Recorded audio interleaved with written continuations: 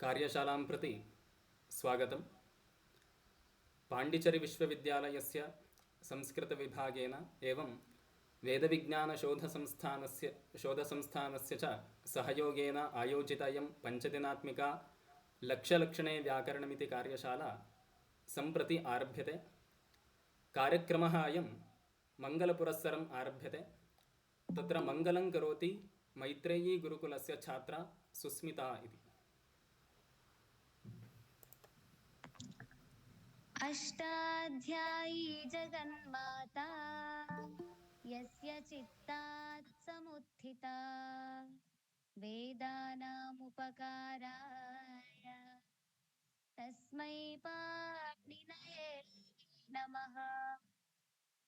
अष्टकं पाणिनेर्दिव्यं शब्दशास्त्रमलौकिकम् आकुमारय्यशो यस्य तस्मै पाणिनये नमः।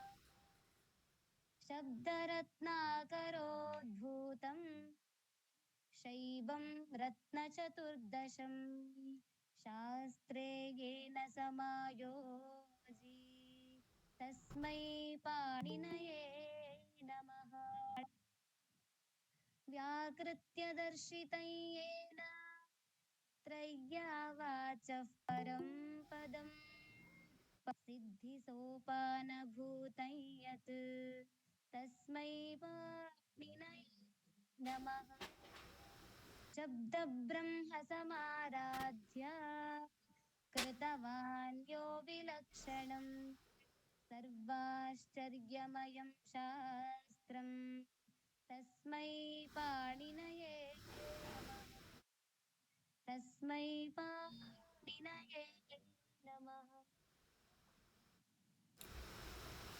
सम्प्रति अत्र विद्यमानानां विदुषां परिचयं करिष्यामि। प्रोफेसर् रामचन्द्रभट्टाः कोटेमने इति। एते वेदविज्ञानशोधसंस्थानस्य अध्यक्षाः वर्तन्ते। यस्व्यासविश्वविद्यालयस्य भूतपूर्वकुलपतयः वर्तन्ते। गुरुकुलत्रयस्य मार्गदर्शकाः इमे विद्यन्ते। एतेभ्यः कार्यशालाम् इमां प्रति स्वागतं व्याहरामि।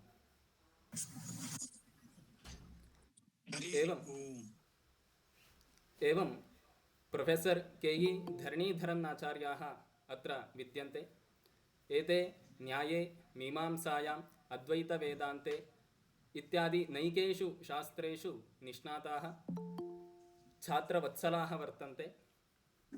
बहवः छात्राः एतैः प्रेरिताः शोधकार्ये अत्यन्तं कृतकार्याः वर्तन्ते। प्रायः 40 छात्राः एतेषां निकटे PhD विद्यावारिधिं कृतवन्तः। पाण्डिचेरी-विश्वविद्यालयस्य संस्कृतविभागस्य भूतपूर्व अध्यक्षाश्च इमे वर्तन्ते। सम्प्रति तत्परिपालकाः इमे सन्ति। एते अस्यां कार्यशालायां सारस्वत अतिथिरूपेण भवन्ति। एतेभ्यः स्वागतं व्याहरामि। नमस्क्रियन्ते महद्भ्यो नमः। नमस्कारः। नमस्कारः। नमांसि आचार्य। भूयामसि। एवम् अन्येपि विद्वांसः वर्तन्ते। प्रोफेसर् जे कृष्णन् महाभागाः। एते अद्वैतवेदान्ते न्याये च कृतभूरिपरिश्रमाः शिष्यवत्सलाः वर्तन्ते।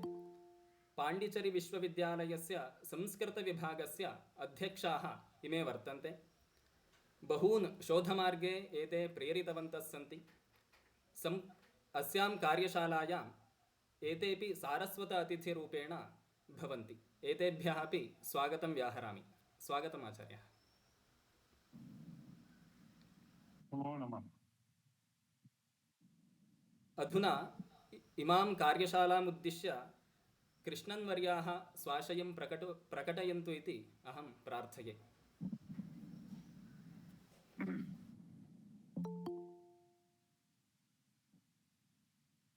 नमः सभायै सुरसरस्वती प्रेयांसः श्रेयांसः विद्वांसः अन्तेवासिनश्च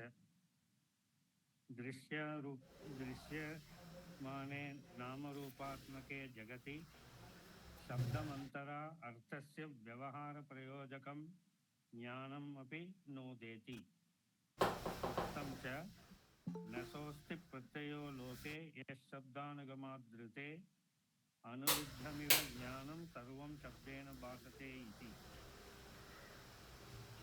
यदा कस्यापि शब्दराशेः सौविध्येन ज्ञानं व्याकरणमन्तरा न भवति तदा सप्तद्वीपा वसुमती त्रयो लोकाः चत्वारो वेदाः साङ्गाः सरहस्याः बहुधा भिन्नाः एकशतम् अध्वर्युशाखाः सहस्रवर्त्मा सामवेदः एकविंशतिधा वाङ्वृच्यं नवधा अथर्वणो वेदः वाको वाक्यम् इतिहासः पुराणम् इत्येतावान् शब्दस्य प्रयोगविषयः इति। बृहस्पतिः इन्द्राय दिव्यं वर्षसहस्रं प्रतिपदोक्तानां शब्दानां शब्दपारायणं प्रोवाच तथापि नान्तं जगाम इति महाभाष्येन यस्य संस्कृतशब्दराशेः महाप्रयोगविषयत्वम् अपरिमितत्वं च तस्य सौविध्येन ज्ञानं व्याकरणमन्तरा न संभवति। यद्यपि अस्य संस्कृतशब्दराशेः अनायासेन ज्ञानाय नवविधं व्याकरणमस्ति ऐन्द्रं चान्द्रम् इत्यादि, तथापि लौकिक अलौकिक सकल शब्द व्युत्पादकत्वात् समुपनिबद्धकत्वाच्च संक्षिप्तत्वाच्च पाणिनीयमेव व्याकरणान्तरेषु प्रधानमिति वयं जानीमः। उक्तं च काणादं पाणिनीयं च सर्वशास्त्रोपकारकम् इति। एतानि विषयानि मनसि निधाय पाण्डिचेरीस्थ संस्कृतविभागः एवं वेदविज्ञानशोधसंस्थान सहयोगेन आयोजिता इयं कार्यशाला लक्ष्यलक्षणे व्याकरणमिति। तत्र आगतेभ्यः सर्वेभ्यः मम प्रणतिपुरस्सरं नमोवाकं वदामि।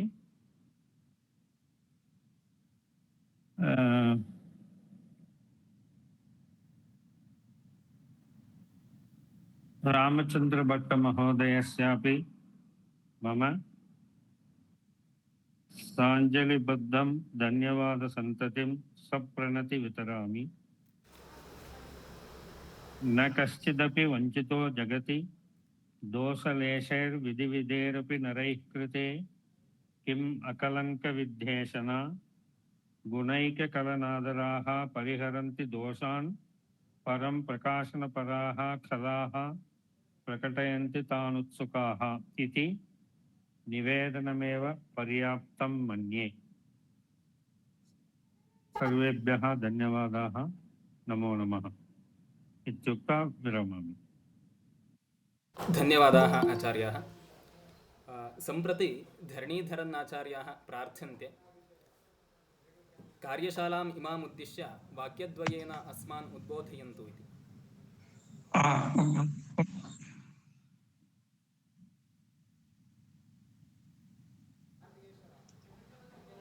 सर्वेभ्यः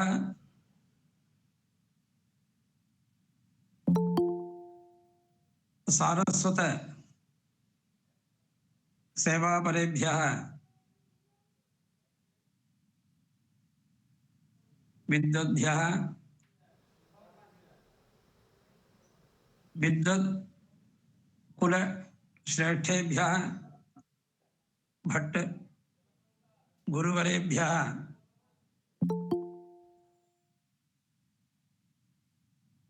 इयं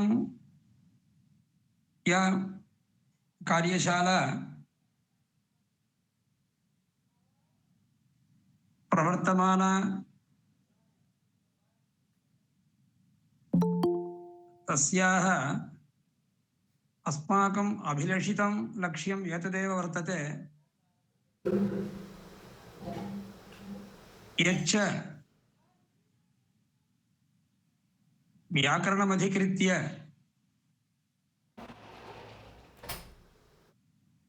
अप्रकम्प्यं ज्ञानं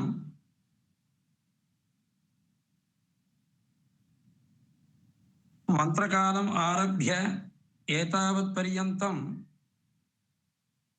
समानरूपं देदीप्यते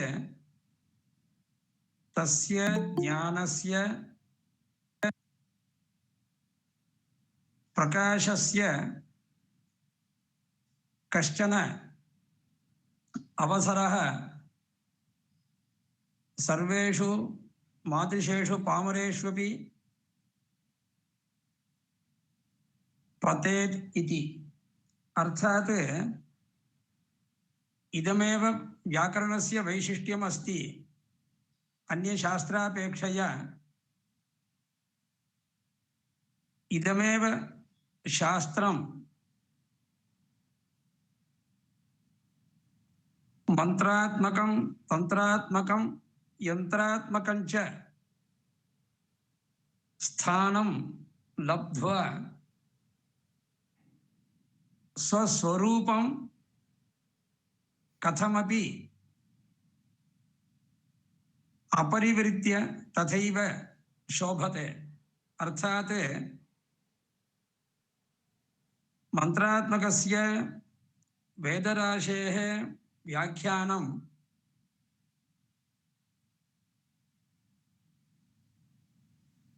व्याकरणं विना न भवति। तथैव तंत्रात्मकस्य चतुर्दश विद्यास्थानस्य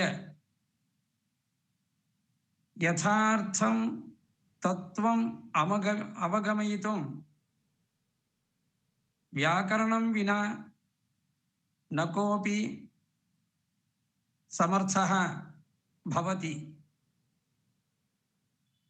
तत्त्वम् अवगन्तुम्।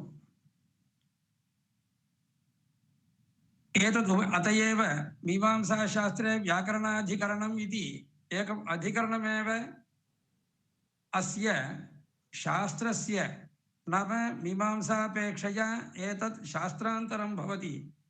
अस्य समर्थनाय जैमिनेः एव एकं प्रवर्तनं तत्र प्रकाशितमस्ति अधिकरणरूपेण। तथैव यंत्रात्मके अस्मिन् जगति इदमेव व्याकरणं समानरूपतया नाम मंत्रकाले तंत्रकाले या च पद्धतिः गतिः व्याकरणस्य वर्तते सैव गतिः सैव गतिः। विद्वांसः अत्र समुपस्थितः विद्वान् महाबलेश्वर भट्टः। यंत्रात्मके नाम कंप्यूटर युगेपि अतीव उपयुज्यमाना वर्तते इति चेत् इतोपि व्याकरणशास्त्रस्य किमपि वैशिष्ट्यं वक्तुं न वयं पारयामः इत्येव मम अभिप्रायः। अतः तादृशं व्याकरणम् अधिगन्तुं कश्चन अवसरः अस्माकं भवेदिति किञ्चिदिव मनीषा आसीत् मनसि। तत् अस्माभिः निवेदितं वेदविज्ञानगुरुकुलं तु अस्माकं पक्षतः यत्र भ्राता सहोदरः इतिवत् यत्र रामचन्द्रस्य ईदृशी पद्धतिः वर्तते। अतः यत्र च रामचन्द्र प्रभृतयः विराजन्ते तादृशं गुरुकुलम् अस्माकं कृते सहोदररूपम् इति कृत्वा तत्र अस्माकं प्रस्तुतिः तत्र प्रस्तुता आसीत्। तथैव स च प्रयासः कार्यान्वयरूपेण अद्य अस्माकं पुरतः समुल्लसति। वस्तुतः तद्विषये वयं धन्याः। ये च प्रतिभागिनः अत्र सन्ति सर्वेपि धन्याः। एतादृशानां महनीयानां यद्यपि एते युवानः अस्माकं मनसि तथैव आसीत्, युवा स्यात् साधुयुवाध्यायकः आशिष्ठो दृढिष्ठो बलिष्ठः इति यथा वैदिकं वचनं विद्यते तदनुसारं युवकपुरस्सरमेव अयं कार्यक्रमः भवेदित्येव अस्माकं मनीषा। तत्र प्रेरकत्वेन आचार्याः भट्टवर्याः गुरुचरणाः स्युः इत्येव अस्माकं कामना आसीत्। यत्र च संयोजकरूपेण स्वयं बलिष्ठाः महाबलेश्वराः नाम्नैव रूपेणापि, अतः तादृशेषु विद्वत्सु वर्तमानेषु सत्सु इयं कार्यशाला अतीव वर्धमाना भवेदिति अयं वस्तुतः उपक्रमः इतः परमपि अस्माकं चिन्तनमस्ति। अतः इदं तु एतत् अंकुरार्पणं भवति अस्याः कार्यशालायाः। विभिन्नेषु विषयेषु एतादृशं सत्रम् अवश्यम् आभ्यां संस्थाभ्याम् इतोपि प्रकल्पनीयम् इति अस्माकम् आशा। सा च आशा वेदमात्रा अवश्यं तु पूर्यते इति दृढीयान् विश्वासः अस्मासु विद्यते। अतः प्रतिभागिनां कृते इदं च निवेदनम्, अयं यः शोभनावसरः अस्माकं पुरतः प्राप्तः विद्यते तस्य अवसरस्य यावच्छक्ति लाभप्राप्तिः अस्माकं भवेत् तथा भवन्तः प्रयतन्ते इति चेत् अस्माकम् उद्यमस्य साफल्यं भवति। वस्तुतः तथा भवन्तः प्रयतेरन् इति विश्वासः अस्ति। तथापि अस्माकं तु इदं च यत् कर्तव्यं निवेदनरूपम् इति कृत्वा एतदपि अत्र सूचयित्वा सर्वेभ्यः नमस्कारपूर्वकं मम वन्दनं समर्प्य विरमामि। रविः। धन्यवादाः आचार्यः। अस्यां सभायां वेदविज्ञानगुरुकुलस्य प्राचार्याः, वेदविज्ञानशोधसंस्थानस्य निदेशकाः डाक्टर् महाबलेश्वरभट्टाः अपि समुपस्थिताः सन्ति। तेभ्यः अपि धन्यवादं व्याहरामि। अधुना कार्यशालायाः अस्याः अध्यक्षान् रामचन्द्राचार्यान् अनुरुन्धे स्वाभिप्रायं प्रकटयन्तु इति।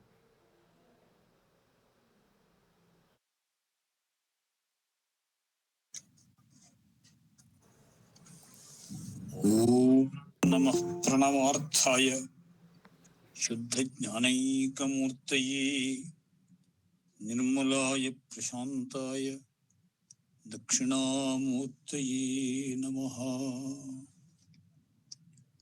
शब्दार्थौ सत्कविरिव द्वयं विद्वान् अपेक्षते इति माघः। अतः शब्दसाधुत्वविषये वयं सर्वदा बद्धादराः।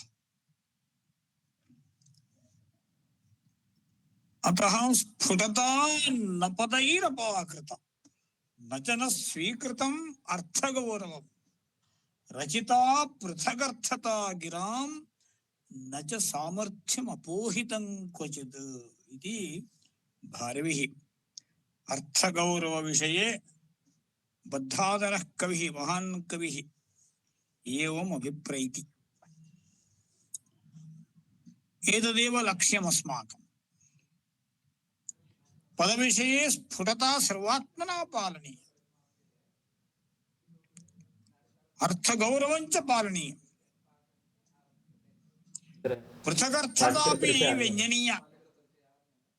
काव्यस्यात्मा ध्वनिः इत्यपि पुरोवाच आनन्दवर्धनः। अतः पृथगर्थतापि पालनीय। यथा घण्टायाः उद्घोषे कार्यक्रमः समाप्यते तरङ्गात्तराङ्गान्तरम् उत्पद्यते, तद्वदेव वाक्षु नानावृत्त्या अभिधया लक्षणया व्यञ्जनया तादृश अर्थवैविध्यं वैचित्र्यं स्फुरेत्, न च सामर्थ्यम् अपोहितं क्वचित्।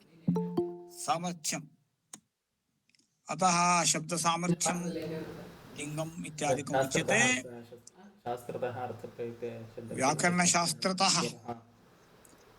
ऊहापोहनिपुणाः भवेयुः छात्राः साधकाः।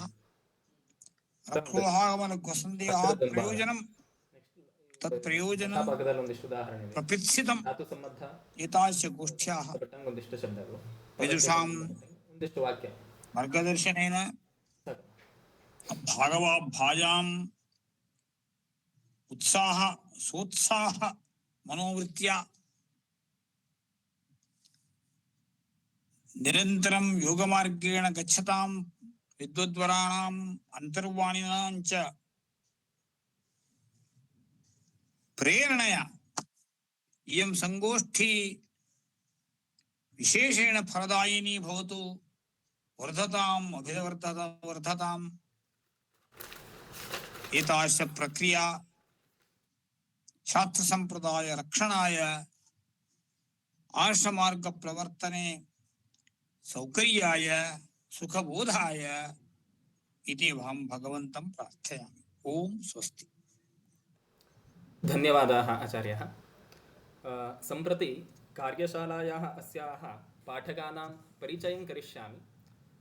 तत्रादौ डाक्टर् तिलकराव् महोदयाः विद्यन्ते। एते वेदविज्ञानगुरुकुले एव अधीत्य कानिचन वर्षाणि अत्रैव छात्रान् पाठितवन्तः। अष्टाध्यायी प्रवेशः, कारिकाकरः इत्यादि पुस्तकानां लेखकाः इमे वर्तन्ते। अधुना चाणक्यविश्वविद्यालये सहप्राध्यापकत्वेन कार्यं निर्वर्तयन्तः सन्ति। तेभ्यः अपि स्वागतं व्याहरामि। धरणीधरनाचार्याणाम् अन्तिके एव PhD कृतं तैः, तेषां मार्गदर्शने एव उल्लेखनीयोऽयम् अंशः। निश्चयेन एवं द्वितीयः विद्वान् रविगोपालभट्टः वेदविज्ञानगुरुकुले अधीत्य अत्रैव छात्रान् पाठयन्तः सन्ति। तेभ्यः अपि स्वागतं व्याहरामि। अत्र उद्घाटनकार्यक्रमः परिसमाप्यते। इतः परं कार्यशालासम्बद्धाः सूचनाः प्रदीयन्ते।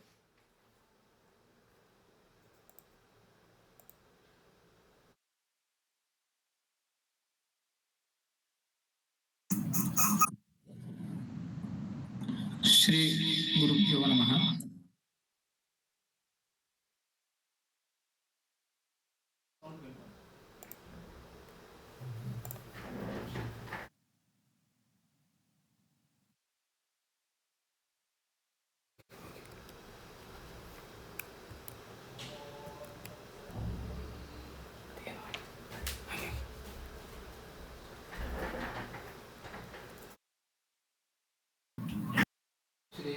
श्रीगुरुभ्यो नमः।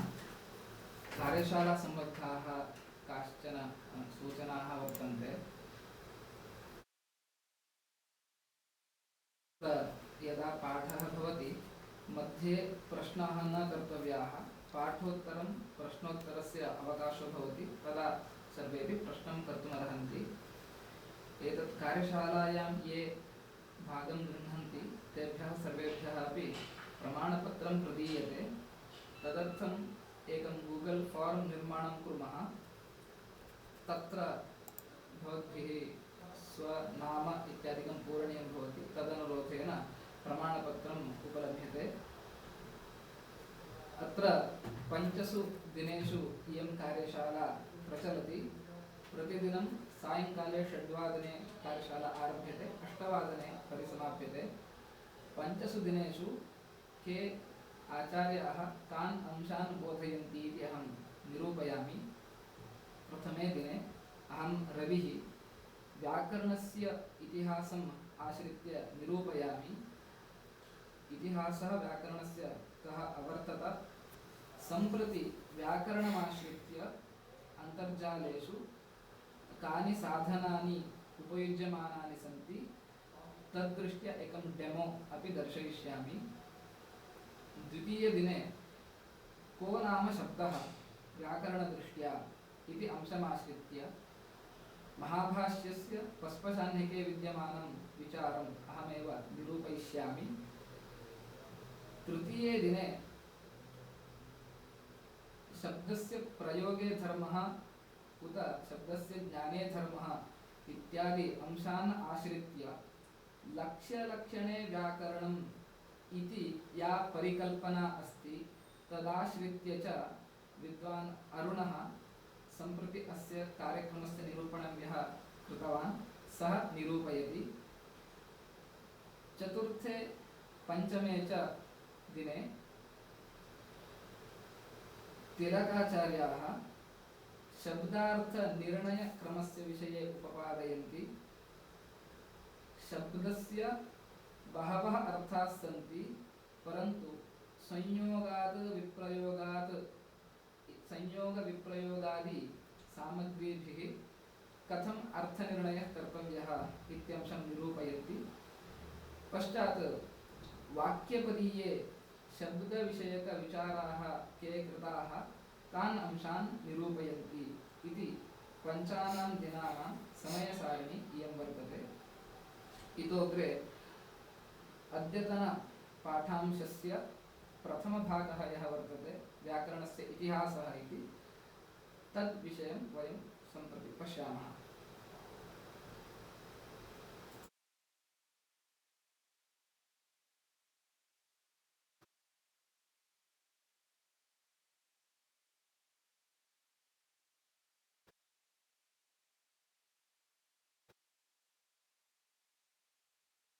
लक्ष्यलक्षणे व्याकरणं व्याकरणशास्त्रपरम्परा इति प्रकृतः अयं विचारः।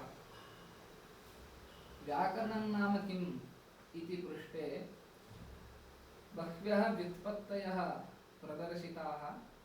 तत्र प्रधाना इयं व्युत्पत्तिः व्याक्रियन्ते व्युत्पाद्यन्ते शब्दाः अनेन इति व्याकरणम् इति।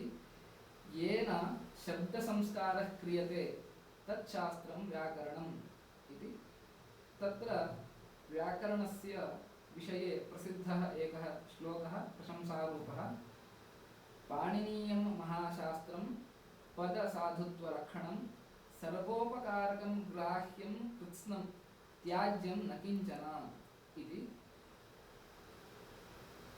पुनरपि पाणिनीयशिक्षायां व्याकरणस्य विषये इत्थं प्रतिपादितं। छन्दः पादौ तु वेदस्य हस्तौ कल्पोऽथ पठ्यते ज्योतिषामयनं चक्षुः निरुक्तं श्रोत्रमुच्यते शिक्षा घ्राणं तु वेदस्य मुखं व्याकरणं स्मृतं तस्मात् साङ्गमधीत्यैव ब्रह्मलोके महीयते इति। अत्र व्याकरणं वेदस्य मुखम् इति व्याकरणस्य प्राधान्यं प्रतिपादितम्। अत्र व्याकरणशास्त्रपरम्परायां ब्रह्मसम्प्रदायः महेश्वरसम्प्रदायः इति सम्प्रदायद्वयं परिगणितमस्ति। व्याकरणस्य प्रथमप्रवक्ता ब्रह्मा इत्यपि एकः पन्थाः वर्तते।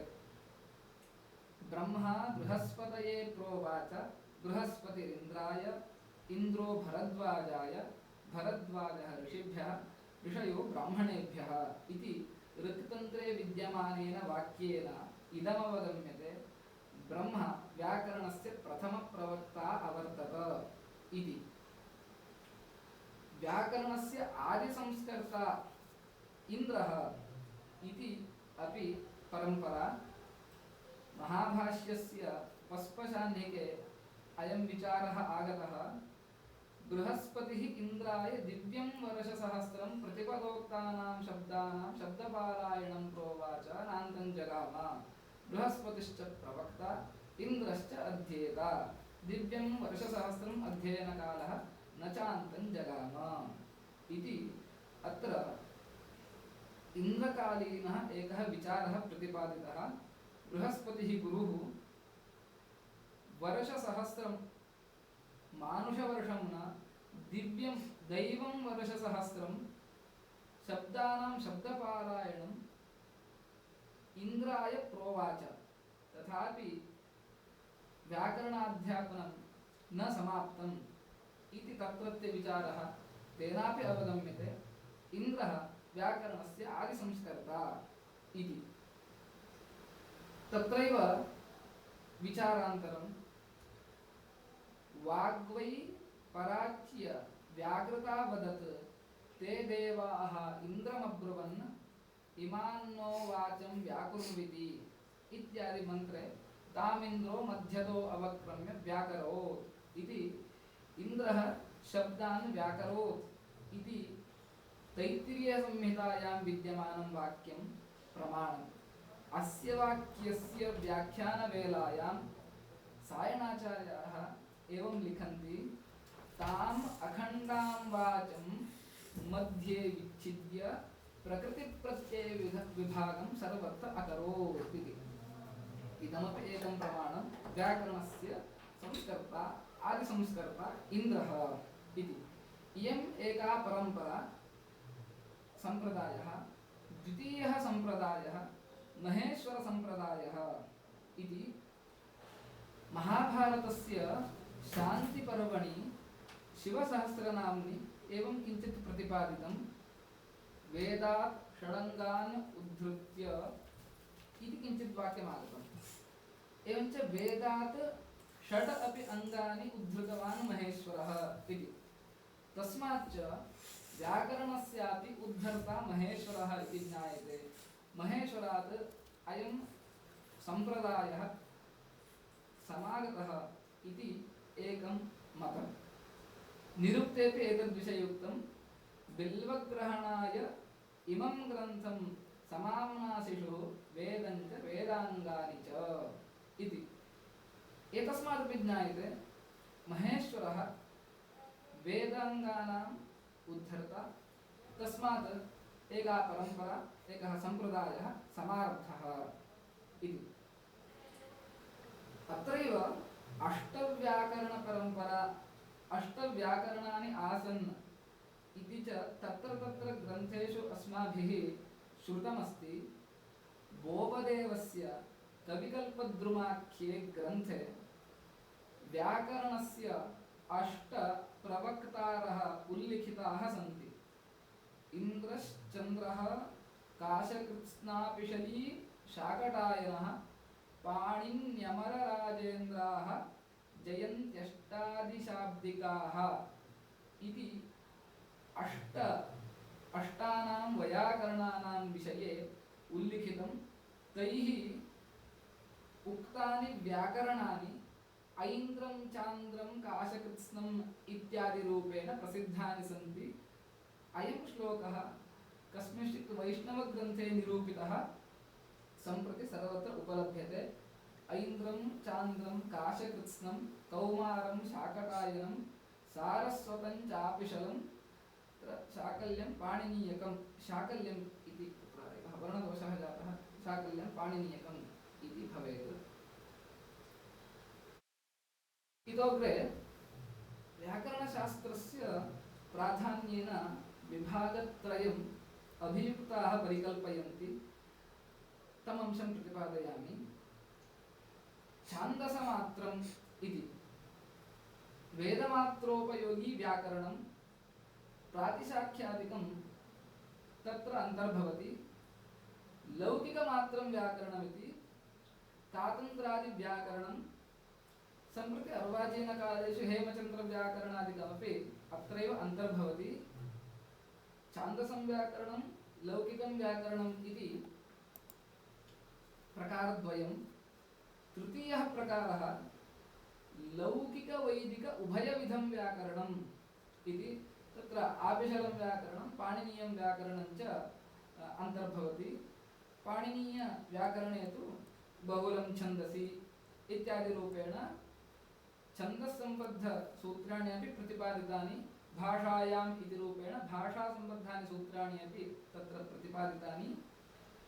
यत्र भाषायाम् इति वा छन्दसि इति वा न वर्तते प्रायशः तानि सूत्राणि छन्दसि भाषायाञ्च प्रवर्तन्ते इति ज्ञेयम्। इत्थञ्च पाणिनीयं यद्व्याकरणं वर्तते इदं लौकिकं वैदिकं च इति तृतीये प्रकारे इदं व्याकरणम् अन्तर्भवति। पाणिनिः तस्य शब्दानुशासनं च। पाणिनेः परिचयः त्रिकाण्डशेषे पुरुषोत्तमेन कृतः। पाणिनिस्तु आहिकः दाक्षीपुत्रः शालङ्किपाणिनौ शालोत्तरीय इत्यादिरूपेण सः निरूपणं करोति त्रिकाण्डशेषे ग्रन्थे। दाक्षीपुत्रः इति नाम प्रसिद्धं।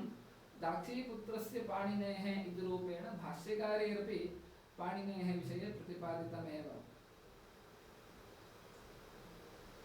अथ कालेन वर्षस्य शिष्यवर्गो महानभूत् तत्रैकः पाणिनिर्नाम जडबुद्धितरोऽभवत् इति कथासरित्सागरे एकः श्लोकः उपलभ्यते।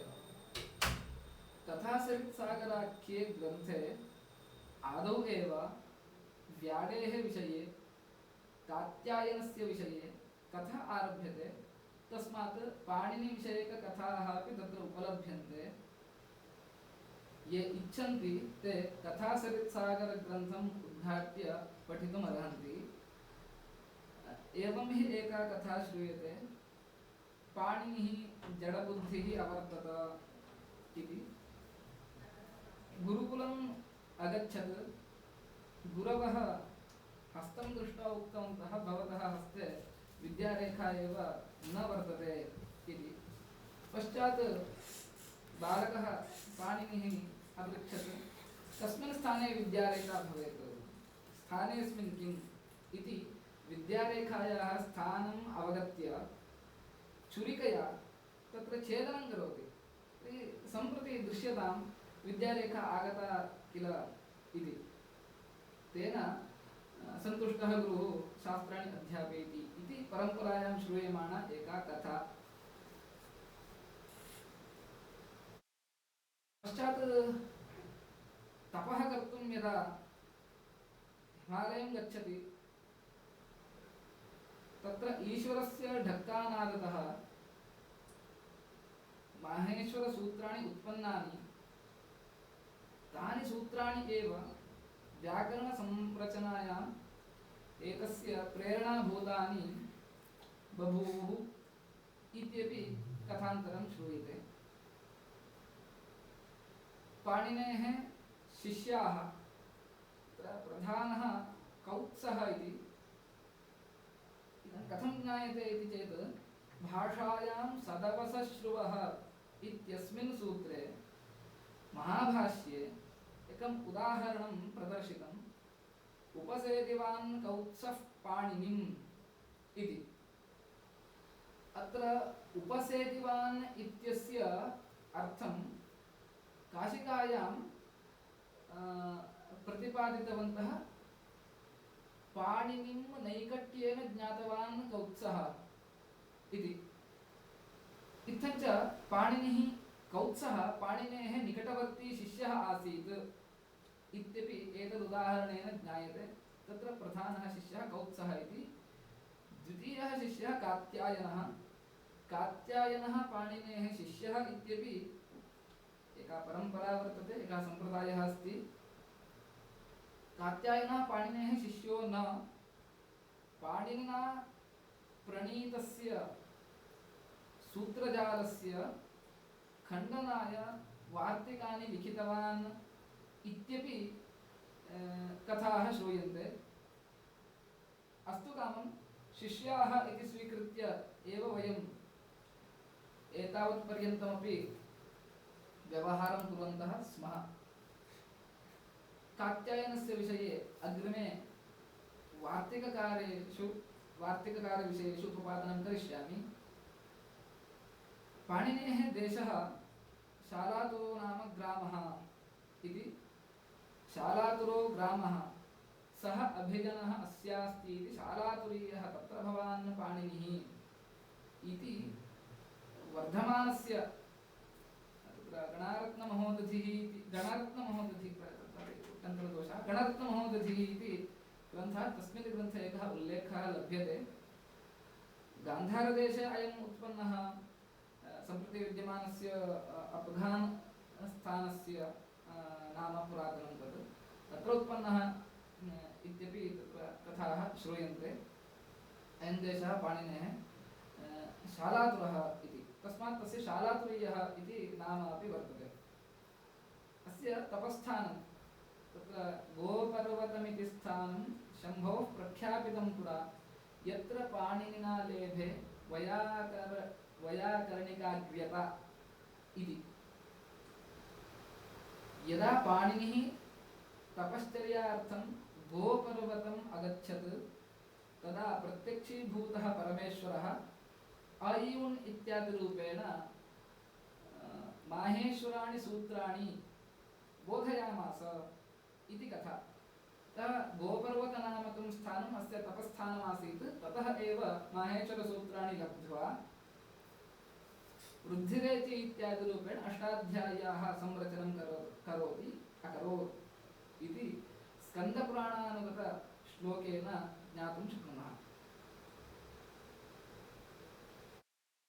सूत्रकारस्य पाणिनेः विषये अपरः अपि वैयाकरणः सङ्ग्रहनामकग्रन्थं लिखितवान् व्याडिः इति।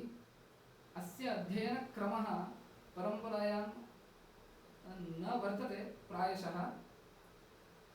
व्याडेः नामान्तरमपि वर्तते दाक्षायणः इति। विस्तरेण उपदिष्टानाम् अर्थानां सूत्रभाष्ययोः निबन्धो यः समासेन संग्रहं तं विदो विदुः इति। यत्र सूत्रार्थविचाराः विस्तृतरूपेण कृताः तं ग्रन्थं संग्रहम् इति कथयन्ति। तस्य ग्रन्थस्य विषये महाभाष्ये संग्रहे एतत् प्राधान्येन चर्चितम् इति रूपेण उल्लेखः लभ्यते। महाभाष्यस्य व्याख्याने प्रदीपोद्योते नागेशभट्टैः संग्रहः व्याडिकृतः लक्षसङ्ख्यः ग्रन्थः इति। तस्मिन् ग्रन्थे 1,00,000 श्लोकाः वर्तन्ते इति एतेन ज्ञायते। तादृशः अयमेकः विशिष्टः ग्रन्थः। एतादृश अध्ययनशैली सम्प्रति बहु न द्रष्टुं शक्यते। सूत्रं सञ्जातं, व्याडेः संग्रहग्रन्थः अपि सञ्जातः। सूत्राणाम् उपरि वार्तिकानि बहवः लिखितवन्तः। महाभाष्यकारैः स्वकीयग्रन्थे एतेषां वार्तिककाराणां नाम उल्लिखितं वर्तते। तेषां नामानि एव सङ्गृहीतानि। एतान् पञ्च विहाय अपि बहवः वार्तिककाराः सन्त्येव। तत्र कात्यायनः वररुचिः इति नाम्ना यः प्रसिद्धः यस्य वार्तिकानि वयं सम्प्रति पठामः तत् भारद्वाजः, सुनादः, प्रोष्टा, बाडवः इति रूपेण पञ्चानाम् उल्लेखः महाभाष्ये लभ्यते। तदनुरोधेन अत्र अस्माभिः सङ्गृहीतम् इति वार्तिककाराणां विषये। तत्र एकः प्रधानभूतः वार्तिककारः कात्यायनः इति। वाक्यकारं वररुचिं, भाष्यकारं पतञ्जलिं, पाणिनिं, सूत्रकारं च प्रणतोऽस्मि मुनित्रयम् इति परम्परानुगतमङ्गलश्लोके वाक्यकारं वररुचिम् इत्यनेन यः अस्माभिः स्मर्यते स एव कात्यायनः। कात्यः, पुनर्वसुः, वररुचिः इत्यादि नामानि तस्य वर्तन्ते। पुरुषोत्तमदेवेन त्रिकाण्डशेषकोशः इति एकः ग्रन्थः लिखितः, तस्मिन् एतानि नामानि उपलभ्यन्ते। अस्य देशः दक्षिणभारतम् इति वयं व्यवहरामः। किमर्थमिति चेत् सिद्धे शब्दार्थसम्बन्धे इति वार्तिके महाभाष्ये यथा लौकिकवैदिकेषु इति वार्तिकस्य उत्तरभागे यथा लौकिकवैदिकेषु इत्यस्य व्याख्यानं कुर्वन् भाष्यकारः प्रियतद्धिताः दाक्षिणात्याः यथा लोके वेदे च इति प्रयोक्तव्ये लौकिकवैदिकेषु इति प्रयुञ्जते इति रूपेण कात्यायनस्य तद्धितेषु प्रियतां निरूपयति। तस्मात् किञ्चित् अस्माभिरवगतं प्रियतद्धिताः दाक्षिणात्याः इति वाक्येन कात्यायनस्य देशः प्रायशः दक्षिणभारतमेव अवर्तत इति। सूत्रं सञ्जातं, व्याडेः सङ्ग्रहग्रन्थः परिसमाप्तः, वार्तिकानि दृष्टानि। पश्चात् एतस्य सूत्रस्य उपरि वार्तिकमपि समाश्रित्य भाष्यानि लिखितानि। तत्र भाष्यकारः प्रथमः हेलराजः इति। अनेन वार्तिकोन्मेषः इति वार्तिकपाठस्य उपरि एका व्याख्या कृता। इदं च वाक्यपदीयस्य टीकायाम् अस्माभिरुपलब्धम्। वाक्यकारस्यापि तदेव दर्शनम् इति वार्तिकोन्मेषे कथितमस्माभिः इति उल्लेखेन ज्ञायते अयं वार्तिकोन्मेषनामकं भाष्यं लिखितवान् अलिखत् इति। अध्ययनपरम्परायां महाभाष्यकारः पतञ्जलिः प्रसिद्धः। तेन उल्लिखितः ग्रन्थः व्याकरणमहाभाष्यमिति, तच्च प्रसिद्धम्। अस्य पतञ्जलेः नामानि गोनर्दीयः, गोणीपुत्रः, फणिभृत्, शेषराजः इत्यादीनि। आदिशेषः एव पतञ्जलि अवतारं सम्प्राप्य भूमौ अवातरत् इति सम्प्रदायः। अतः फणिभृत्, शेषराजः इत्यादीनि नामानि आगतानि। गोनर्दीयः इति गोनर्दप्रदेशे अयं सञ्जातः, गोनर्दप्रदेशात् अयम् आगतः, गोनर्दप्रदेशीयः इति कृत्वा तस्य नाम गोनर्दीयः इति जातं। गोण्याः पुत्रः इति कृत्वा गोणीपुत्रः इति च पतञ्जलेर्नाम। अयं पतञ्जलिः न केवलं व्याकरणमहाभाष्यम् आरचयत्, अपि तु योगसूत्रमपि, सामवेदीयनिदानसूत्रम् इति ग्रन्थमपि लिखितवान्। आयुर्वेदे अपि एकं ग्रन्थम् अयं पतञ्जलिः अलिखत्, परन्तु अस्य ग्रन्थस्य उपलब्धिः सम्प्रति न वर्तते। एतस्य विषये एकः प्रसिद्धः श्लोकः वर्तते एव, समेपि वयं जानीमः। योगेन चित्तस्य पदेन वाचां मलं शरीरस्य च वैद्यकेन योपाकरोत्तं प्रवरं मुनीनां पतञ्जलिं प्राञ्जलिरानतोऽस्मि इति। योगेन चित्तस्य मलं योपाकरोत्, यः अपाकरोत्, पदेन वाचां मलं अशुद्धतां यः अपाकरोत्, वैद्यकेन शरीरस्य मलं अशुद्धतां यः अपाकरोत्, तं मुनीनां प्रवरं पतञ्जलिं प्राञ्जलिः आनतः अस्मि अहम् इति श्लोकस्य तात्पर्यम्। अत्र उल्लिखितमस्ति वैद्यकेन शरीरस्य मलमपि अयम् अपाकरोत् इति, परन्तु सः ग्रन्थः सम्प्रति प्रायशः नोपलभ्यते तस्मात् तद्विषयकज्ञानम् अतीव नास्माकं वर्तते यस्य व्याख्यातारः बहवः सन्ति सम्प्रति तु अस्माभिः कैयटाचार्यस्य प्रदीपग्रन्थः नागेशभट्टस्य प्रदीपोद्योतग्रन्थः इति प्रसिद्धग्रन्थद्वयमेव ज्ञायते बहवः महाभाष्यस्य उपरि व्याख्यानम् अकुर्वन् तत्र भर्तृहरिः प्रधानः भर्तृहरिः न केवलं महाभाष्यस्य उपरि व्याख्यानम् अकरोत् सः नैकान् ग्रन्थान् आरचयत् महाभाष्यदीपिका इति भाष्यस्य उपरि विद्यमानव्याख्याग्रन्थः महाभाष्यकाण्डः इति वाक्यपदीयकाण्डः भट्टिकाव्यम् अत्र कदाचित् मतभेदः वर्तते अनेन लिखितं व्यक्त्यन्तरेण लिखितम् इत्यादि शतकत्रयम् इति तु प्रसिद्धमेव अस्ति मीमांसाभाष्यं वेदान्तसूत्रवृत्तिः इति नैकेषु शास्त्रेषु नैकान् ग्रन्थान् प्रणिनाय अयं भर्तृहरिः इतोऽग्रे प्रसिद्धः कैयटः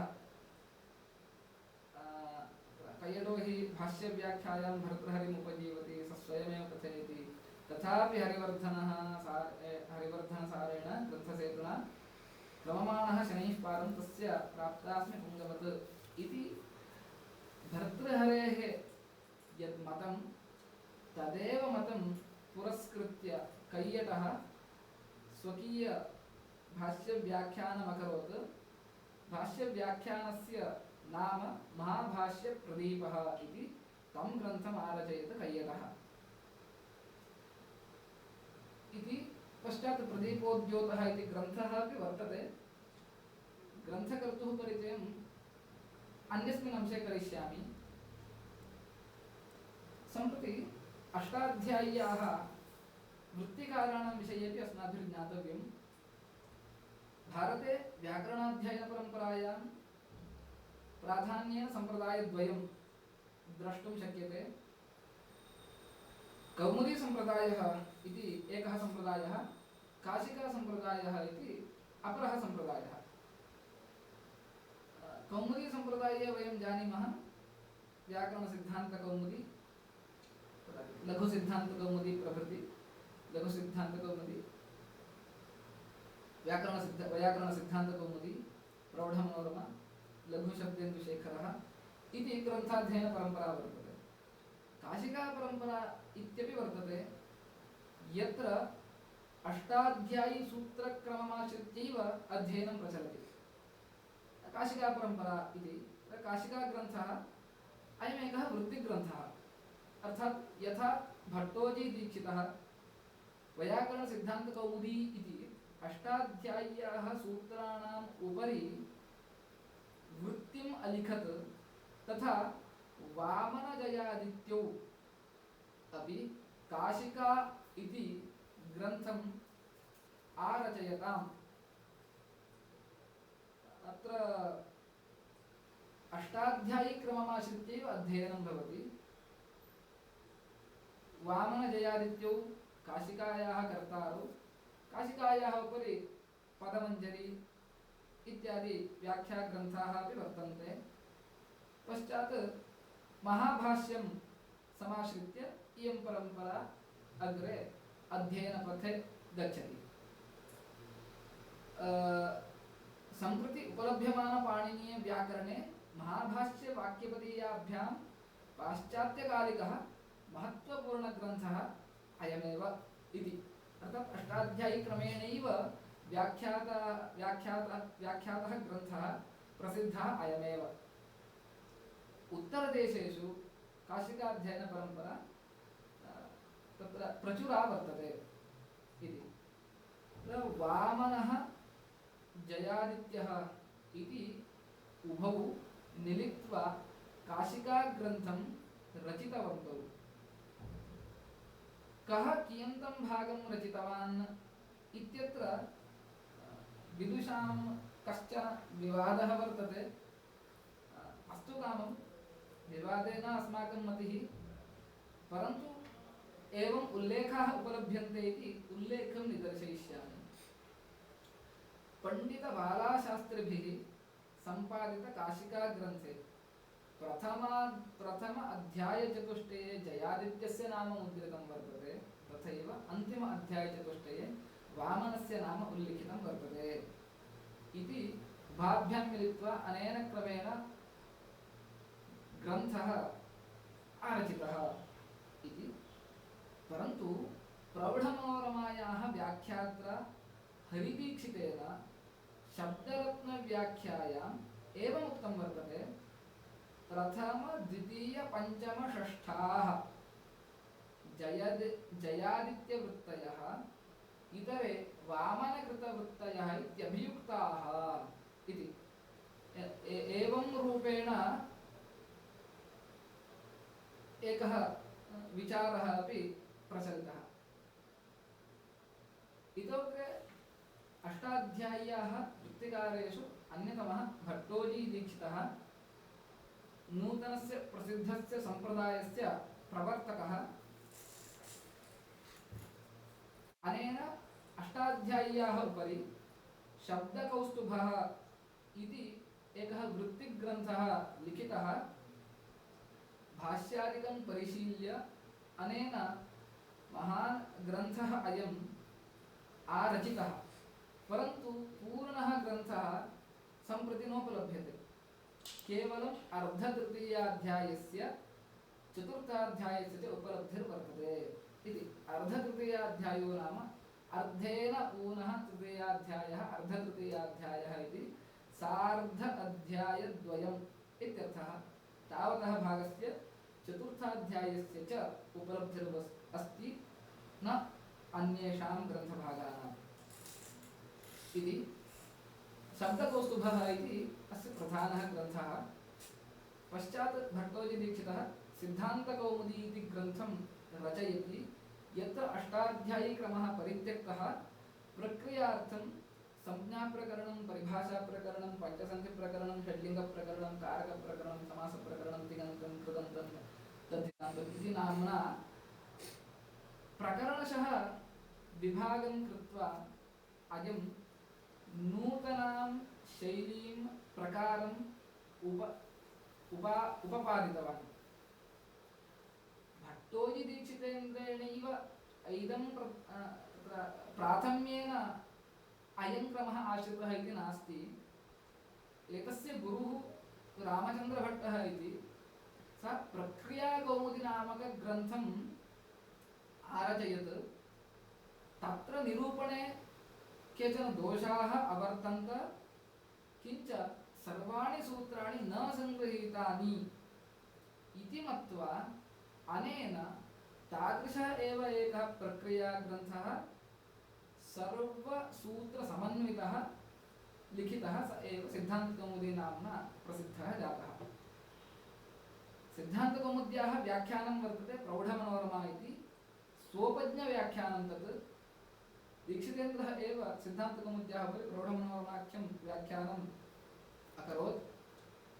वैयाकरणभूषणसारः इति यं ग्रन्थं वयं सम्प्रति पश्यामः तत्र विद्यमानाः कारिकाः भट्टोजीदीक्षितैः आरचिताः वैयाकरणभूषणकारिकाः इति नाम्ना प्रसिद्धाः सन्ति ताः कारिकाः आश्रित्य अग्रे कौण्डभट्टः वैयाकरणभूषणसारः इति ग्रन्थं रचयामास इति भट्टोजीदीक्षितेन्द्राः अपि न केवलं व्याकरणे नैकेषु शास्त्रेषु गतिमन्तः आसन् तस्मात् तेषु शास्त्रेषु बहून् ग्रन्थान् आरचितवन्तः सन्ति तत्त्वकौस्तुभः इति अद्वैतवेदान्तप्रतिपादकः ग्रन्थः एतैः लिखितः धर्मशास्त्रे कालनिर्णयः प्रवरनिर्णयः त्रिस्थालीसेतुः इत्यादि दशाधिकग्रन्थाः एतैः नैकेषु शास्त्रेषु आरचिताः सन्ति इतोपि नागेशभट्टः अस्मत्सम्प्रदाये विराजमानः अनेन व्याकरणमहाभाष्यस्य उपरि महाभाष्यप्रदीपोद्योतः इति एकः ग्रन्थः व्याकरणे व्याख्याभूतः ग्रन्थः रचितः। सिद्धान्तकौमुद्याः यद् व्याख्यानं प्रौढमनोरमा इति तदुपरि लघुशब्देन्दुशेखरः इति ग्रन्थः लिखितः।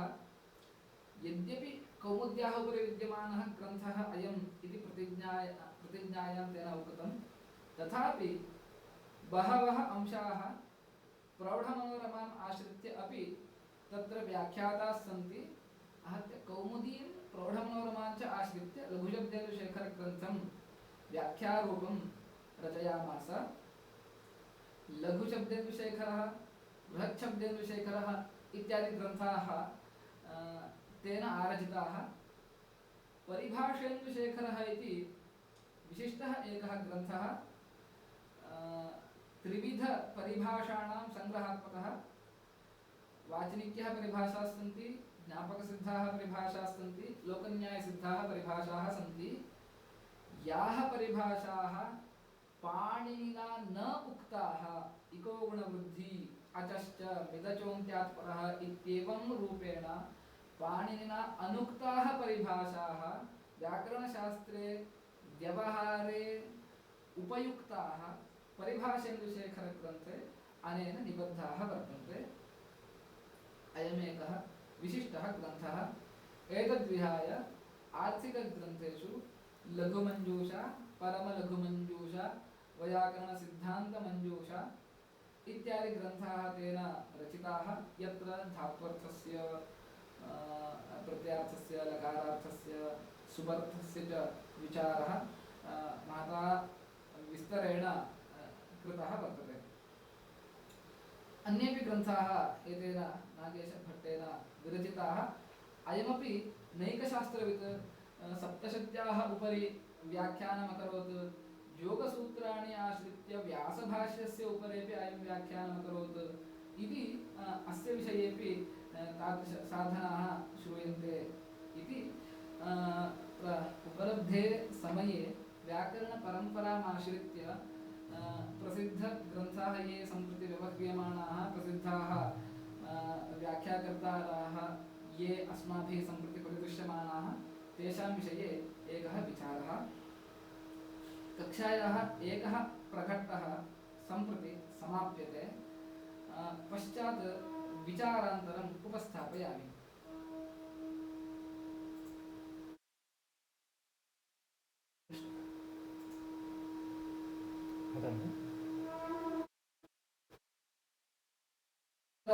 उपस्थापनीयः विचारः अयं वर्तते। व्याकरणग्रन्थाः अस्माभिः बहुभिः पठ्यन्ते। काणादं पाणिनीयं च सर्वशास्त्रोपकारकम् इत्यादि तु उक्तमेव वर्तते इति कृत्वा इदं सर्वशास्त्रोपकारकं शास्त्रं पाणिनीयम्। एतत् शास्त्रमाश्रित्य अन्तर्जालमाध्यमेषु बहुभिः बहुविधसामग्र्यः उत्पादिताः उपस्थापिताश्च वर्तन्ते। तत्र प्रधानभूता एका सामग्री नाम अष्टाध्यायी.com इति व्याकरणजिज्ञासवः अत्र कार्यशालायां बहवः प्रविष्टाः सन्ति इति कृत्वा अष्टाध्यायी.com इति यत् जालस्थानं वर्तते तस्य उपयोगः अस्माभिः कथं कर्तव्यः, तत्र के विचाराः शास्त्रसम्बद्धाः योजिताः इति निरूपयितुम् इच्छामि।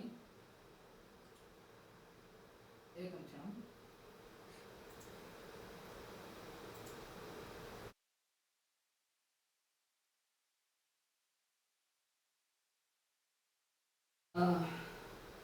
अस्माभिः गूगल तु उपयुज्यते एव।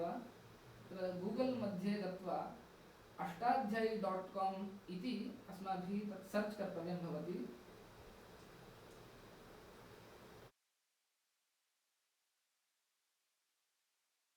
.com इति लिख्यते चेत् वयम् अग्रे गन्तुं शक्नुमः। एतादृशम् एकं वेब्सैट् स्थानम् उद्घाटितं भवति, तस्मै पाणिनये नमः इति। एतैः बहवः विभागाः परिकल्पिताः सन्ति। ये व्याकरणशास्त्रं महताश्रमेण अधीयमानाः वर्तन्ते अथवा व्याकरणशास्त्रम् इदमिदानीं प्रविष्टवन्तः प्रविविक्षवः च वर्तन्ते, सर्वेषाम् उपयोगाय इदम् एकं जालस्थानं वर्तते इति कृत्वा एतद्विषयकविवरणं दास्यामि। तत्र प्रथमः बिन्दुः वर्तते सूत्रपाठः इति। अष्टाध्याय्याः सूत्रपाठः अत्र उल्लिखितः, उपस्थापितः। अनेन क्रमेण अष्टाध्यायी सूत्रपाठाः उपलभ्यन्ते। तत्र एवं वयं पश्यामः चेत् 8सु अध्यायेषु निरूपितानि सूत्राणि सर्वाणि अपि उपलभ्यन्ते। तत्र आदिमं सूत्रं पश्यामः वृद्धिरादैच् इति। अत्र एकं सूत्रं यदि वयं नोदयामः तदा एतादृशम् एकं जालस्थानम् उद्घाटितं भवति। वृद्धिरादैच् सूत्रस्य अस्य उच्चारणं कथं भवति इति यदि ज्ञातव्यं तर्हि एवं रूपेण अत्र एकं क्लिक् क्रियते तर्हि एकम् आडियो ध्वनिमुद्रणं तत्र वृद्धिरादैच् इति रूपेण सूत्रोच्चारणं ज्ञापयति। सूत्राणि आश्रित्य प्रसिद्धानि कार्याणि कानि कानि जातानि सर्वाण्यपि अत्र सङ्गृहीतानि। पश्यन्तु, इदं वृद्धिरादैच् इति सूत्रम्। अग्रिमं सूत्रं यदि वयं पश्यामः अथवा ततोपि अग्रिमं सूत्रं पश्यामः तर्हि इको गुणवृद्धिः इति सूत्रं। सः आदौ पदच्छेदं निरूपितवान्। इकः षष्ठी एकवचनं, गुणवृद्धिः प्रथमाद्विवचनम्। अनुवृत्तिः वर्तते वा पूर्वतनसूत्रात् चेत् यदि अनुवृत्तिरस्ति, वृद्धिः इति पदमनुवर्तते, कस्मात् सूत्रात्? प्रथमसूत्रात्। गुणः इति अनुवर्तते द्वितीयसूत्रात् इति सूत्रसङ्ख्यापुरस्सरम् अनुवर्तमानस्य शब्दस्य निर्देशनमपि करोति। सम्प्रति अनुवृत्तपदानि आश्रित्य पूर्णं सूत्रं किं स्यात् इति चेत् गुणः, वृद्धिः, गुणवृद्धिः, गः इति किञ्चित् एतं सूत्रम् उपलभ्यते इति निरूपितवान्। सूत्रस्य संज्ञा च परिभाषा च विधिर्नियम एव च अतिदेशोऽधिकारश्च इति रूपेण षड्विधसूत्राणि व्याकरणशास्त्रे उक्तानि सन्ति। तत् सूत्रप्रकारे इदं सूत्रं कीदृशम्?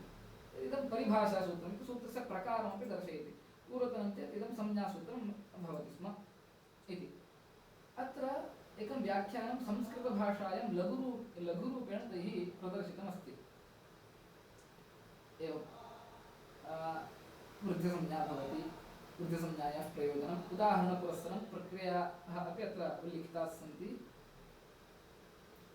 एतद्विषये कृतः प्रौढविचारः कोऽपि वर्तते वा इति चेत् प्रौढविचाराः अपि अत्र अनेन निर्मात्रा उपस्थापिताः वर्तन्ते। प्रौढविचाराः तत्र आङ्ग्लभाषायाम् एकेन वाक्येन विवरणमपि दत्तं। वासु महोदयः इति सः एतस्य उपरि आङ्ग्लभाषायाः व्याख्यानं कृतवान्। ये केपि आङ्ग्लभाषायां पठितुमिच्छन्ति ते एतदाश्रित्य अग्रे अनुवर्तनं कर्तुं शक्नुवन्ति। काशिकाग्रन्थः एतद्विषये कथमस्ति तस्य व्याख्यानद्वयं। न्यासः, पदमञ्जरी इति तयोः अपि अत्र उल्लेखः वर्तते। वृद्धिरादैच् इति सूत्रमाश्रित्य पदमञ्जरीव्याख्यानं किं किम् उक्तमस्ति उपलब्धं। सिद्धान्तकौमुदी ग्रन्थः अपि अत्र उपलब्धः। वृद्धिरादैच् इति सूत्रे सिद्धान्तकौमुदी वृद्धिः का अस्ति। सिद्धान्तकौमुद्याः प्रधानं व्याख्यानद्वयं, बालमनोरमा, तत्त्वबोधिनी इति। बालमनोरमा व्याख्यानं, तत्त्वबोधिनी व्याख्यानं च उपलभ्यते। पश्चात् लघुसिद्धान्तकौमुदी। अस्य लघुसिद्धान्तकौमुद्याः अस्याः सुधाटीका इति एकं व्याख्यानमस्ति। सुधाटीका एतस्य सूत्रस्य विषये न वर्तते, अतः न दत्तं। यदि सुधाटीका अभविष्यत् तर्हि अयं जनः अदास्यत् इति। सरला टीका इत्यपि तदुपरि विद्यमाना एव टीका, तत्र किञ्चित् व्याख्यानं कृतं।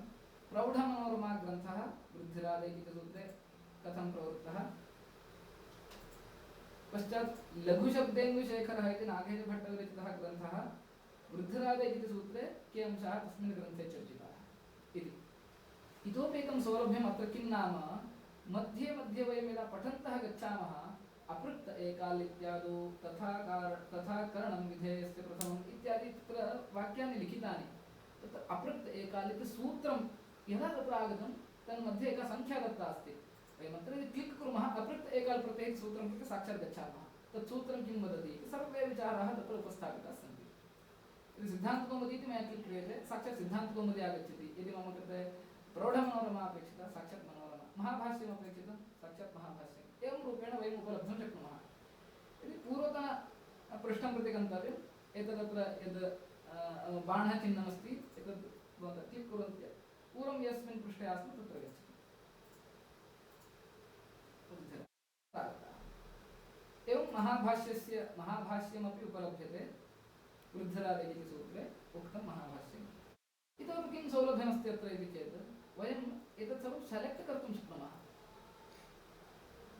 यदि अस्माभिः अन्यत्र क्वचित् उपयोक्तव्यमस्ति एतत् सेलेक्ट् कृत्वा कंट्रोल C कृत्वा वयम् अन्यत्र एतत् पेस्ट् कृत्वा उपयोगमपि कर्तुं शक्नुमः इति सूत्राणां विषये अत्र इतोपि अत्र क्लिक् कुर्वन्तः उपरि क्लिक् कुर्वन्तः गच्छन्ति चेत् अष्टाध्यायीक्रमेण अग्रिमं सूत्रम् आगच्छति अत्र यदि क्लिक् कुर्वन्ति पार्श्वे कौमुदी इति कौमुदी प्रकारेण पूर्वतनं सूत्रं तस्मात् पूर्वतनम् अग्रिमम् इति कौमुद्याः सूत्रसङ्ख्यापुरस्सरम् अत्र वयं द्रष्टुं शक्नुमः इत्येतावन्तः विचाराः सूत्रविभागे विद्यमानाः अन्ये बहवः अंशाः सन्ति धातुपाठः इति अपि अयं प्रधानः एकः अंशः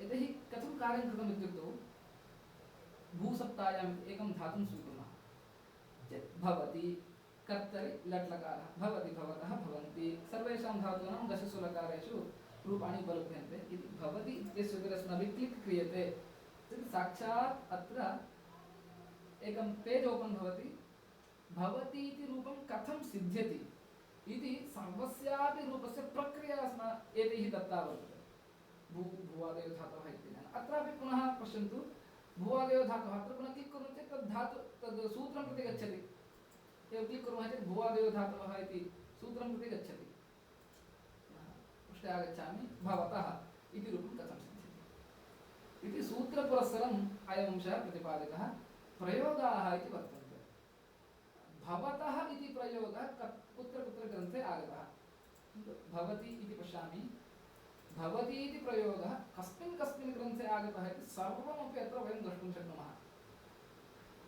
अत्र मेघदूते विद्यमानम् इदं सर्वं मेघदूते विद्यमानं वाक्यं रिक्तः सर्वो भवति लघु पूर्णता गौरवाय इति मेघदूते विद्यमानं वाक्यम् एवं भवति इति प्रयोगः अस्माकं प्राचीनग्रन्थेषु कुत्र कुत्र आगतः इति उल्लेखपुरस्सरं वयम् उपलब्धुं शक्नुमः इदमेकं महत् कार्यं तैः कृतं तर्हि पश्यन्तु अत्र दशलकाराः उपस्थापिताः सन्ति कर्तरि समानरूपेण भावकर्मणोः अपि दशलकाराः उपस्थापिताः भूयते अत्र तु प्रक्रिया दत्ता अस्ति भूयते इति प्रयोगविषये एतैः इतोपि कार्यं न कृतं कार्यं कुर्वन्तः सन्ति अग्रिमेषु दिनेषु प्रयोगाः अपि उपलभ्यन्ते एवं सर्वस्यापि प्रक्रिया उपलभ्यते अस्माभिः भूये इति एवं सन्नन्ते किं रूपं भवति सन्नन्ते भावकर्मणोः निजन्ते कर्तरि निजन्ते भावकर्मणोः भावयि यङन्ते कर्तरि यङन्ते भावकर्मणोः यङ्लुगन्ते कर्तरि यङ्लुगन्ते भावकर्मणोः कृदन्ते किं किं रूपं भवति ल्युट् प्रत्यये किं रूपं नुल् प्रत्यये किं रूपं तृच् प्रत्यये किं रूपं यत् प्रत्यये किं रूपं सर्वम् अत्र रूपम् उपलभ्यते तद्विषयकविवरणानि च उपलभ्यन्ते सनि कृदन्ते निचि कृदन्ते यङि कृदन्ते सर्वे विभागाः तैः परिकल्पिताः सन्ति उपसर्गार्थः इत्यपि एकः प्रविभागः भूधातोः कृते उपसर्गयोजने के अर्थाः प्रतीयन्ते अधि उपसर्गयोजने अधि भवति सप्ता इत्यर्थः हिंदी भाषायां किञ्चित् दत्तमस्ति तत्र प्रभवति प्रकटहोना प्रकटीभवति इत्यर्थः सम्भवति विभवति परिभवति इति बहवः उपसर्गार्थाः एतैः तत्र ये भूधातोः उपसर्गाः विधीयन्ते तेषां सर्वेषाम् अर्थनिरूपणं कृतम्। अत्रैव उपसर्गार्थचन्द्रिका इत्यपि एकः ग्रन्थः वर्तते। धातोः विधीयमानान् उपसर्गाणां विषये अत्र अर्थविचारः, क्वचित् प्रक्रियाविचाराः अपि कृताः। उपसर्गार्थचन्द्रिका इति ग्रन्थः भूधातोः विषये किं वदति, ग्रन्थे विद्यमानभूधातोः विचारः एवं रूपेण प्रतिपादितः। इतोपि प्रयोगाः इति किञ्चित् वर्तते, यत् अस्माभिः तत्र दृष्टं। भवति इति प्रयोगः कस्मिन् कस्मिन् ग्रन्थे आगतः, भवतः इति प्रयोगः कस्मिन् कस्मिन् ग्रन्थे, भवन्ति इति प्रयोगः कुत्र कुत्र, सर्वाणि अपि रूपाणि कुत्र कुत्र ग्रन्थे आगतानि इत्यपि तैः सङ्ग्रहः कृतः। एकं क्लिक् कुर्मः चेत् वयम् इदं सर्वम् उपलब्धुं शक्नुमः। इदं केवलं वैयाकरणानां कृते इति न, सर्वेषां कृतेपि एतत् उपयोगकरमस्ति। इति धातुः इति विभागे शब्दपाठः इति वर्तते। वयं रामः, रामो, रामाः इत्यादि रूपेण वयं शब्दान् जानीमः। तत्र अकारान्तपुल्लिङ्ग अशब्दः, सर्वे शब्दाः अशब्दः चेत् कथं भवति, अह औ आह अम् औ इति। सुबद्धशब्दाः निरूपिताः। वयम् अन्यं कञ्चन शब्दं पश्यामः, अङ्गनाशब्दः, अङ्गनाशब्दः अकाररूपेण शब्दाः तत्र उपस्थापिताः सन्ति। अतियुष्मत् शब्दः, अतिलक्ष्मी शब्दः, कञ्चित् अतिसर्वशब्दो वा, अत्यर्थ, अत्यय,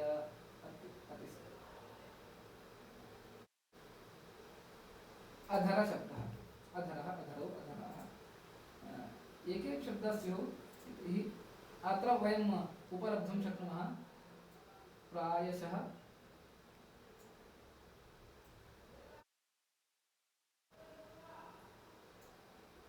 सहस्राधिकशब्दाः एतैः सङ्गृहीताः सन्ति।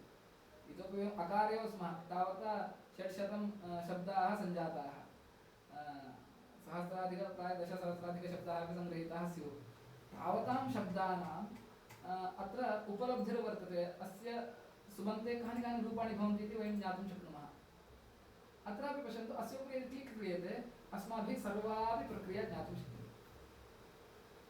इति एतेषां कार्यवैशिष्ट्यं तत्। यत्किञ्चित् शब्दः यः कश्चित् शब्दः अस्तु, तर्हि तत्र यदि वयं क्लिक् कुर्मः तेषां सर्वेषामपि प्रक्रिया अस्माभिः उपलब्धुं शक्यते। इति सुबन्तविषयकविचारः।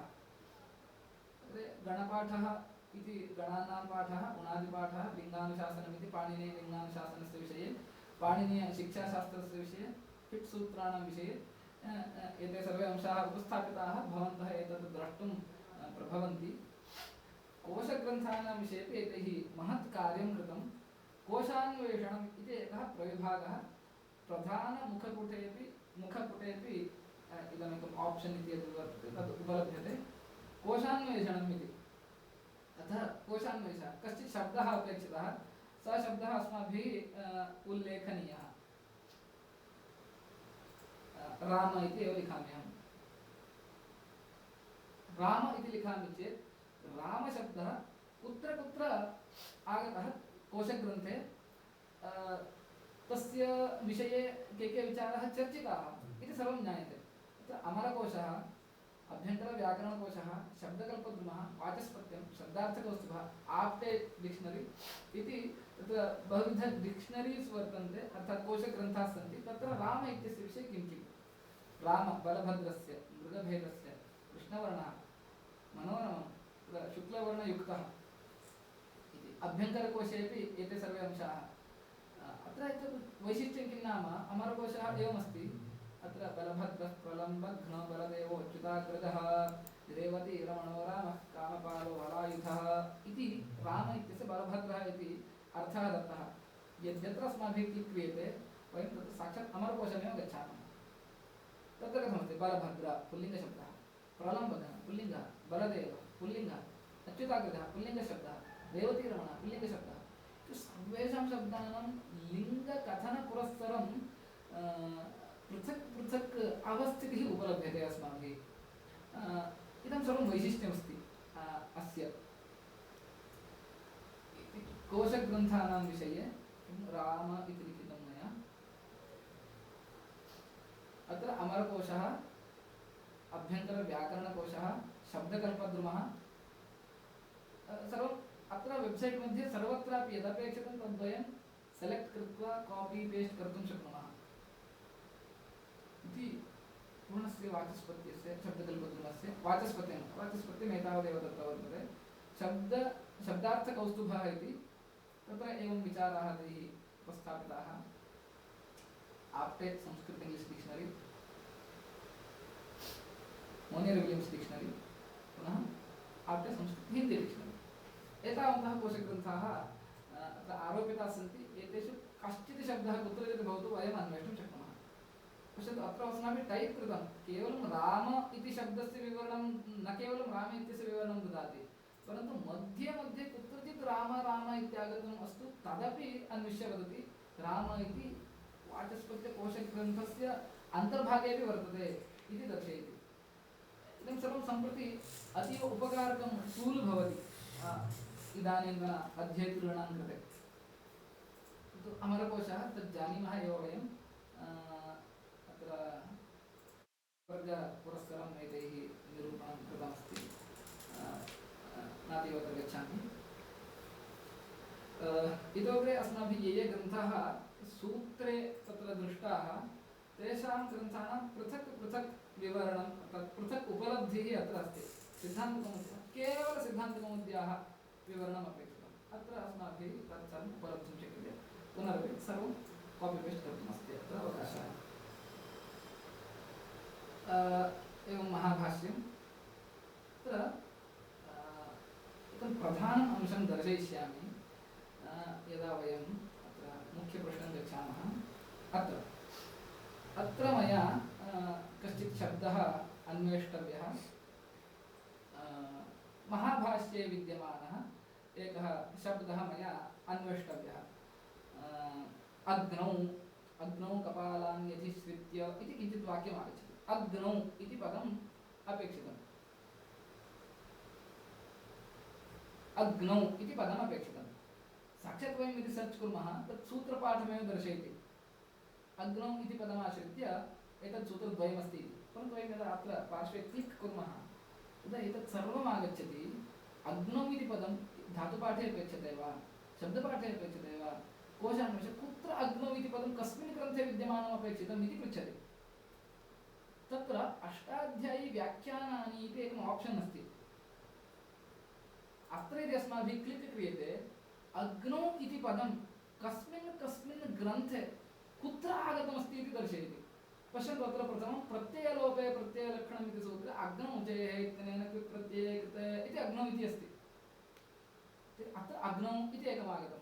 तत्र सूत्रार्थे एव अस्ति, न्यासे अस्ति, कर्मणां अभिप्रेतस्य सम्प्रदानम् इत्यत्र अस्ति, अनेकमनि पदार्थे इति सूत्रे। यत्र यत्र अग्नौ इति पदम् आगतं, सर्वम् अग्नौ इति पदं दर्शयति। एकं पदं वयं तत्र स्थापयामः चेत् अत्र आरोपिते वाङ्मये यत्र क्वचिदस्तु तत् पदम् अन्विष्य ददाति। अत्र इदं पदमस्ति, स्वीक्रियताम् इति। अत्र फिल्टर् कर्तुं शक्यते। सर्वेषु ग्रन्थेषु नापेक्षितं, मया केवलम् इदानीं महाभाष्ये अपेक्षितम्। अतः इदं सर्वम् अहम् आफ् करिष्यामि।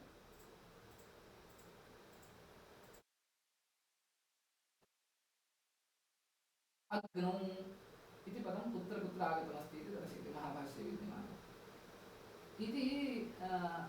इदमेकं वैशिष्ट्यं वर्तते अस्य।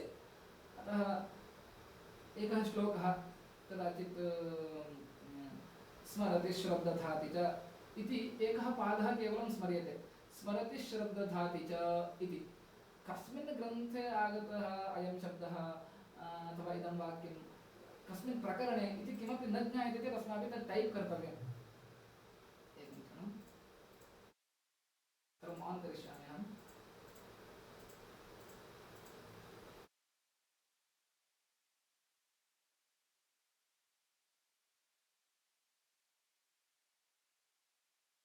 स्मरति इति, श्रद्दधाति च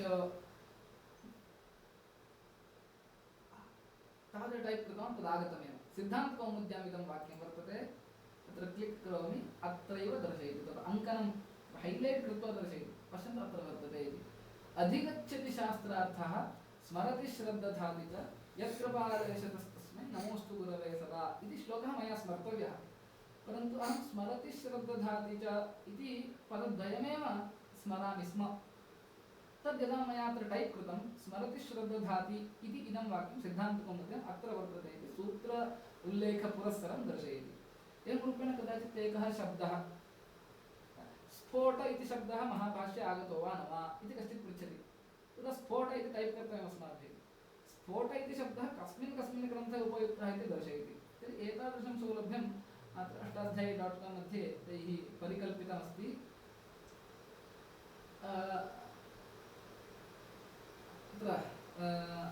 एतत् सर्वं भवन्तः सर्वे तत्र अन्वेष्टुं प्रभवन्ति। कृदन्तप्रकरणम् इति किञ्चित् वर्तते। यदि केऽपि कृदन्तप्रकरणं पठितुम् इच्छन्ति, भवतां कृते अध्ययनसामग्र्यः अत्र प्रदीयमानाः सन्ति। एतादृशं नोट्स् कृत्वा दत्तमस्ति। ये केऽपि तत् पठितुम् इच्छन्ति भवतां सौलभ्यं भवति।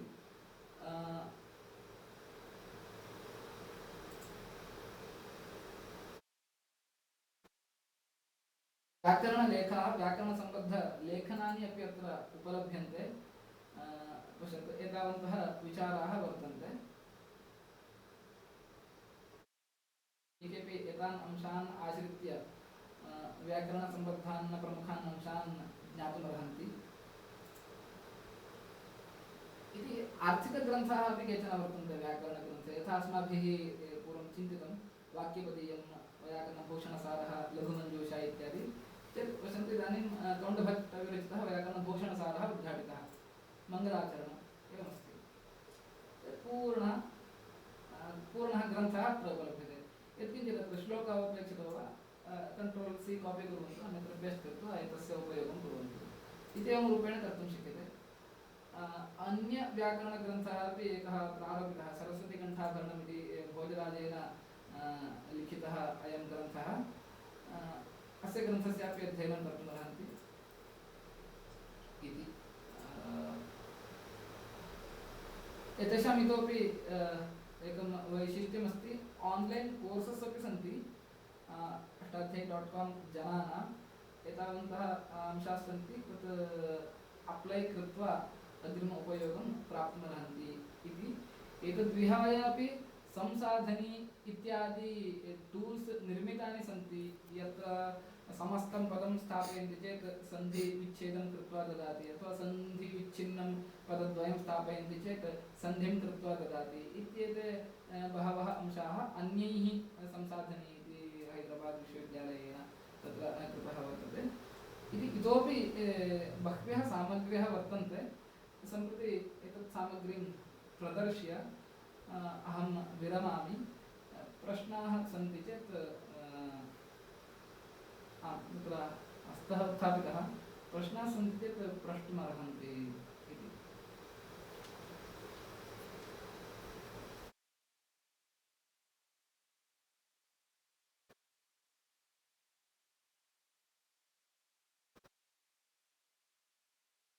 प्रश्नाः सन्ति चेत् प्रष्टुमर्हन्ति।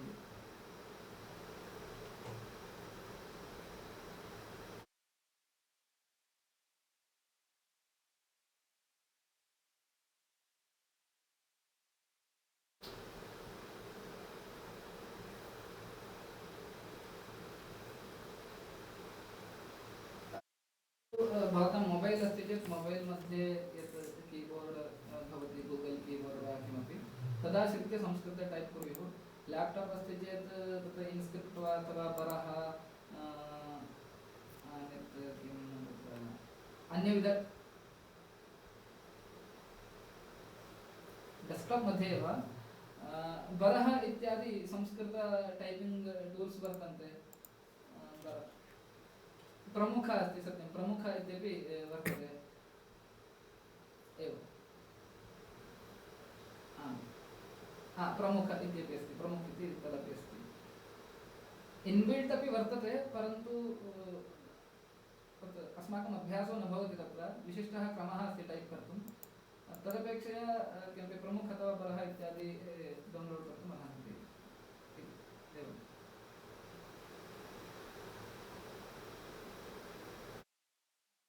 एकमस्ति सत्यम् अष्टाध्यायी.com मध्ये आङ्ग्लभाषायामपि सर्च् कर्तुम् अर्हन्ति सः अंशः अस्ति एव सदा अपि साधु न भवति कदाचित् अर्जेण्ट् अस्ति चेत् उपयोक्तुम् अर्हन्ति आम्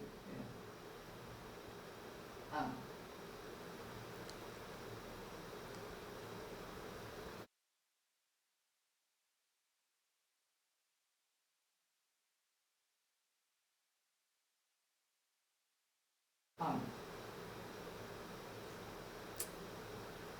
आम्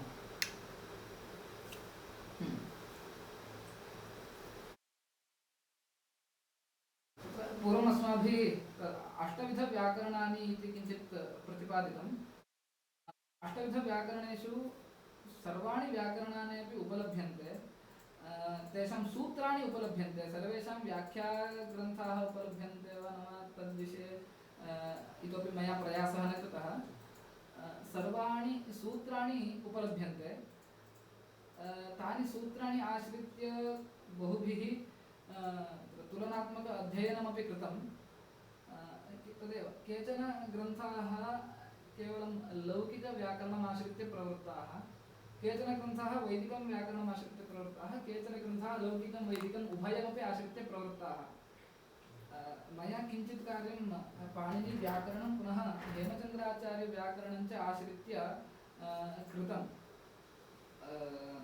हेमचन्द्राचार्यः इति जैनः कश्चित् ये जैनाः भवन्ति तत्र हेमचन्द्राचार्यव्याकरणस्य अध्ययनपरम्परा इदानीमपि वर्तते तत्र ग्रन्थाः उपलभ्यन्ते पाणिनिः माहेश्वरसूत्राणि आश्रित्य प्रत्याहारान् आश्रित्य सूत्राणि प्रणीतवान् तथा इको यणचि इति पाणिनेः सूत्रं समान इदानीं शब्दाः तु समानरूपेणैव व्युत्पादनीयाः तर्हि क्रमः अन्यः अन्यैः बहुविध अन्ये क्रमाः आश्रिताः हेमचन्द्रः तावत् एतद् वदति तत्र इको यणचि इत्यस्य स्थाने इकारादेः यरलवाः आदेशाः भवन्ति इति एवं रूपेण किञ्चित् सूत्रम् इकारादेः यरलवाः इतोपि एकं किञ्चित् पदमस्ति एवं रूपेण एकं सूत्रं प्रणीतवान् तत्र सः प्रक्रियाक्रमं प्रत्याहारक्रमं नैव आश्रितवान् लोकात् इति एकं तस्य सूत्रं तर्हि अ आ इत्यादीनां स्वरः यः अर्थः लोकतः एव सिद्धः हल्वर्णानां व्यञ्जनम् इति व्यवस्था लोकतः एव सिद्धा अतः व्यञ्जनम् इत्याश्रित्य सः निरूपयति एवम् इको यणचि इति विषये कथनीयं चेत्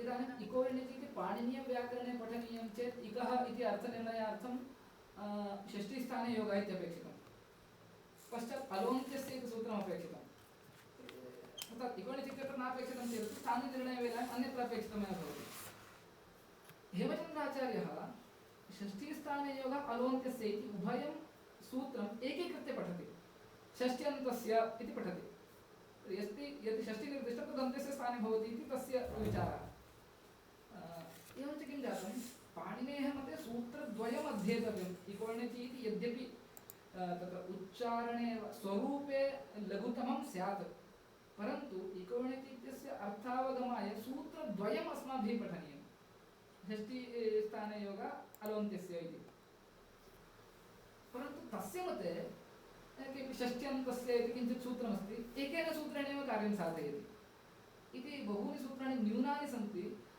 तस्य तत्र कथनक्रमः अपि अन्यः अस्ति यथा अस्माकं लकारव्यवस्था तथा तस्य लकारव्यवस्था नास्ति एव यथा अस्माकं धातुपाठः इति व्यवस्था अस्ति तथा धातुपाठस्य व्यवस्था नास्ति एव इति बहुभिः भिन्नभिन्नरूपेण विचाराः कृताः परन्तु सर्वांशेन यदि वयं पश्यामः तदा पाणिनीव्याकरणमेव अतिशेरते अतः इदानीमपि एतदध्ययनपरम्परा इतोपि रक्षिता अस्ति बहुषु व्याकरणेषु सत्सु अपि परन्तु जैनाः इति कृत्वा वैदिकविचारान् न स्पृष्टवन्तः तस्मात् कदाचित् तद् लघुतमम् इति भाति परन्तु तत्र किं वदामि कानिचन टेक्नालजीस् भवन्ति किल तत् पाणिनीव्याकरणापेक्षया बहुषु स्थानेषु हेमचन्द्राचार्यव्याकरणे तत् सौलभ्यमस्ति सर्वांशेन परिदृश्यमाने पाणिनीयव्याकरणं तत् अतितरां किञ्चित् वर्तते इति वक्तुं शक्नुमः।